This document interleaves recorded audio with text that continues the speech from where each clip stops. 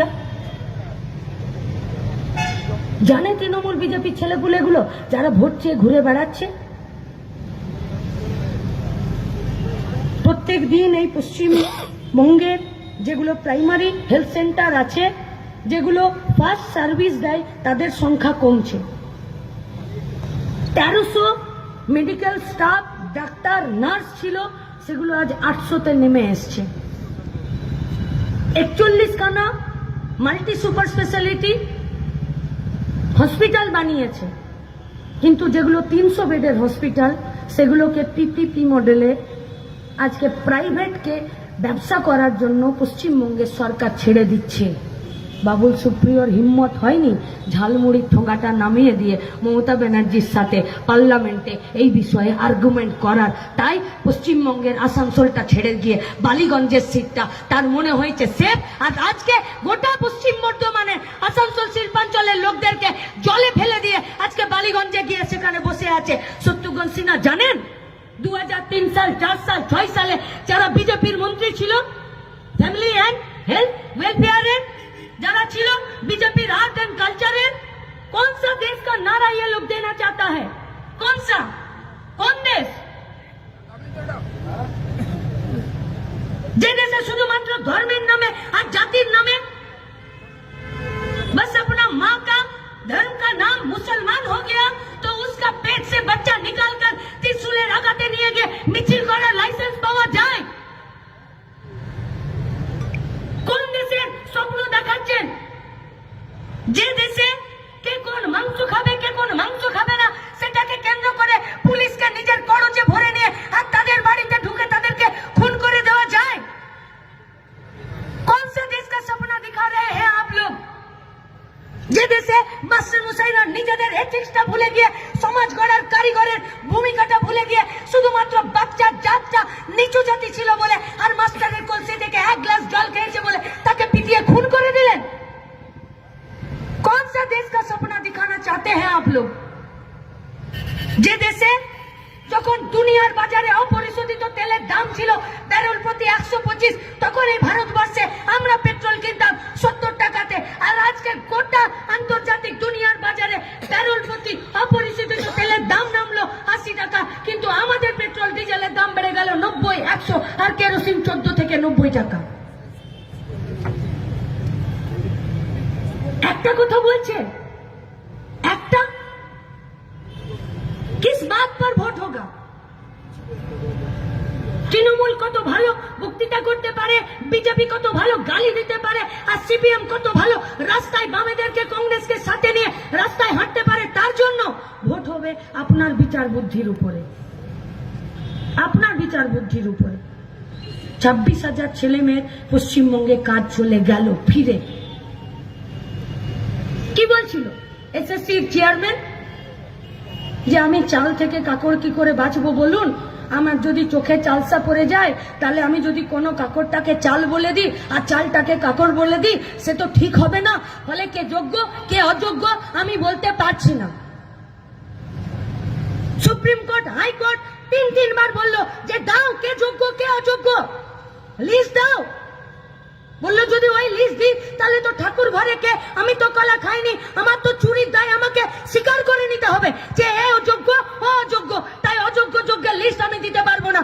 যোগ্য অযোগ্যের যদি list SSC দেয় তাহলে ও বকলমে স্বীকার করে নেবে যে অযোগ্যদেরকে আমি চাকরি দিয়েছি। কিন্তু কোন পুড়িয়া মোদি খাওয়ালো তোমাকে, এসএসসির কমিশনকে, চেয়ারম্যানকে? যেদিন এসে বললেন যে আমি যোগ্য প্রার্থীদের সাথে আছি, এসএসসির কমিশন এত তাড়াতাড়ি তো মাদারি খেলওয়ালাদের সঙ্গে বাঁদর যে লাল মুখগুলো আছে তারা এত তাড়াতাড়ি ভোট দিতে পারে না, যত তাড়াতাড়ি এসএসসি কমিশনের চেয়ারম্যান ভোট দিল যে না না আমি দিয়ে দিচ্ছি যোগ্য প্রার্থীদের। কোন পুড়িয়া খাওয়ালো? কিসের জন্য? গোটা পশ্চিমবঙ্গের বেকার ছেলে মেয়েদের ভবিষ্যৎকে নিয়ে আপনি ছেলে খেলা করলেন। গোটা আসানসোল বাজারে আপনাদের কাছে আমাদের প্রশ্ন, বাঁচতে চাই বলে প্রশ্ন, অসৎ পথে রোজগার করতে চাই না বলে প্রশ্ন, সত্যতার সাথে মাথা উঁচু করে বেঁচে থাকার জন্য একটা রোজগারের জায়গা চাই বলে আপনাদের কাছে আমাদের প্রশ্ন। কি ছেলে মেয়ে জন্মালে 1 কাঠা কাঠা জমি বিক্রি করে নিজের টাকা ব্যাংকে রাখে যে ছেলেটা মেয়েটা বড় হলে চাকরি পাওয়ার জন্য ঘুষ দিতে সুবিধা হবে, টাকাটা রেখে দিই সবকিছু ফেলে? কে রাখে? তাহলে পশ্চিমবঙ্গের সরকার ঘুষ নেবার টেবিল আপনারা পেতেছিলেন, তাই পশ্চিমবঙ্গের বেকার ছেলে মেয়েরা ঘুষ দেবার জন্য জায়গা পেল। দায়িত্ব আপনাকে স্বীকার করতে হবে। শুধু তো যারা অযোগ্য তাদের তো দায় নেই।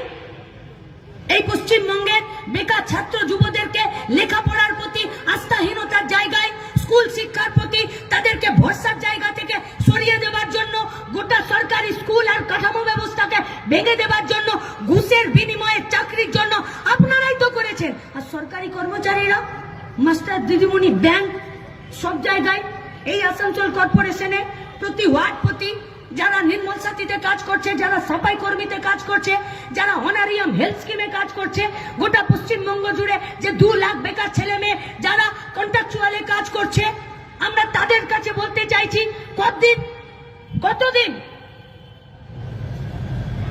2000 সাল থেকে 20 বছর শুভেন্দু অধিকারী এই গোটা পশ্চিমবঙ্গে মমতা ব্যানার্জির সাথে তৃণমূল করে 2020 সালের অক্টোবর থেকে আজকে বিজেপি করে নিয়ে আপনি বলছেন আমি সব থেকে বড় নেতা। বিজেপির নিখুঁত নির্ভেজাল ধারা বিশুদ্ধ তেলের মতন, যেন কড়াইয়ে দিলেই চোখ থেকে জল বেরিয়ে যাবে। এত বড় নেতা দায় অস্বীকার করতে পারেন? পশ্চিমবঙ্গের একটা গোটা প্রজন্মকে একটা অন্যায় পথে ঠেলে দিলেন। আপনারা ভোটে যেতেন, কলকারখানা বন্ধ করে দেন সরকারকে। আজও ভারতবর্ষের সংবিধানে বেকার ছেলে মেয়েদের কাজের কোন সাংবিধানিক অধিকার নেই। আজও ভারতবর্ষের সংবিধানে মৌলিক অধিকারের মধ্যে এই অধিকারটা নেই যে আমাকে একটা কাজ পেতে হবে, আমার দুটো হাতকে, একটা শক্ত হাতকে আমাকে কাজ পেতে হবে। मनमोहन सिंह सरकार বাইরে থেকে 62টা एमपी वो लोग बोले थे, मनमोहन सिंह पूछे थे कि आप लोगों को क्या चाहिए? বংশগোপাল চৌধুরীরা ছিলেন, বলেছিলেন ना तो बंगला चाहिए, ना तो मंत्री का टेबल चाहिए, ना तो लाल पीला बत्ती वाला गाड़ी चाहिए। अगर कुछ चाहिए तो गोटा ভারতবর্ষের সাথে পশ্চিমবঙ্গের গ্রামের বেকার ছেলে মেয়েগুলোর জন্য 200 দিনের কাজ চাই, আর শহরাঞ্চলেও 200 দিনের কাজ চাই। অন্যায় করেছিল। আর আজ গোটা ভারতবর্ষে একটার পর একটা বাজেট পেশ হচ্ছে। 2021 সালে বাজেট হলো 98,000 কোটি টাকা 100 দিনের কাজে। 2022 সালে সেটা নেমে দাঁড়ালো 70,000 কোটি টাকা, আর 2023 সালে সেই বাজেটটা নেমে দাঁড়ালো 63,000 কোটি টাকা। পয়সা হবে, কাজ দেবে? আরে আপনার তো দেব মিমি নুসরাত ছিল, ওদেরকে বলুন পাউডটা করে সেলফিটা না তুলে নির্মলা সীতারামন যখন বাজেট পেশ করে পিছনের বেঞ্চে এসিতে বসে না ঘুমিয়ে আর বেরিয়ে যাওয়ার সময় হাত তোলা পাবলিক না হয়ে আর্গুমেন্ট করতে, সেলফি তুলে কখনো দেশ চালানো যায় না। তাই আজকে সিনেমা হিরো হিরোইনদেরকে এই আসানসোলের মাটিতে গোটা আসানসোলের মানুষকে মাদারি খেল দেখানোর জন্য এদেরকে ভোটে দাঁড় করিয়েছে। কি চাই এদের? কি যায় এদের? ওষুধের দাম বাড়লে এদের কিছু যায় আসে? ইলেকট্রিক বিলের স্ল্যাবটা চেঞ্জ হলে এদের কিছু যায় আসে? দুধ, ডিম, আমাদের প্রত্যেক দিনের জিনিসপত্র যা প্রয়োজন তার দাম বাড়লে এদের কিছু যায় আসে? কিচ্ছু যায় আসে না। কেন আসানসোলটাকে নিয়ে এরা প্রতিটা দিন ছেলে খেলা করছে আসানসোলের বুকে? কেন ছেলে খেলা করছে? আসানসোল শিল্পাঞ্চলকে বাঁচানোর জন্য কি ব্লুপ্রিন্ট আছে? বলছে ব্লুপ্রিন্ট তো আমি জানি না, কারণ এখানকার এমএলএ, এখানকার মন্ত্রী বলছে এখন কম্পিটিশন চলছে, আমি আগে জেলে যাব না সরকারটা আগে উঠে যাবে, কে আগে চলে যাবে সেইটা নিয়েই চিন্তা। আমাদেরকে বলছে তোমরা শূন্য, পার্লামেন্টে, বিধানসভাতে, আসনের বিচারে শূন্য থেকেও কিন্তু সাবধান। পার্লামেন্টে শূন্য, কিন্তু সীতারাম ইয়েচুরিদের সুপ্রিম কোর্টে একটা মামলাতে ইলেকটোরাল বন্ডে মোদির ধুতির কাঁচাটা আমরা খুলে দিয়েছি, আর এখন পিএম কেয়ার ফান্ড বাকি আছে, আর অধীর চৌধুরী সেলিম দাস সাথে সাথে এই গোটা পশ্চিমবঙ্গ থেকে বাম কংগ্রেসের এমপিরা যাবে, তখন গোটা ধুতিটাই আসানসোল বাজারে খুলে বেড়াবে, আর আগে দৌড়বে ওরা, পিছনে যাবে মানুষ। তার জন্য লড়াইটা, তার জন্য।